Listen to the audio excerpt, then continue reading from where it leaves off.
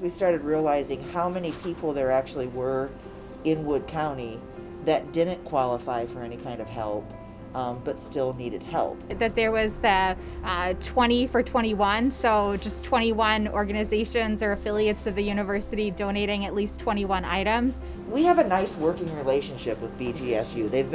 They are very, very supportive of us, and we have a few organizations on campus that we've kind of, adopted, and so they've come in and done tons of work for us. Well, it's great to support the community. We benefit from a great town and a great university, so it's great to give back. We wrote a grant together, and they've been using it and have gotten some more support and some more donations. We always take donations.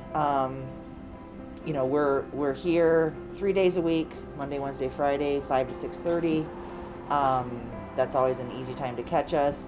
But we also have our donation bin out front, and so we accept any donations at all times. And then monetary donations are always fantastic because we have access to certain places that we can stretch that $10 a lot further than if somebody went to the store and spent $10 on something. Sometimes we can get twice as much for the same amount of money. So if you can volunteer, I know they're always looking for volunteers to come work when they hand out food and hand out items.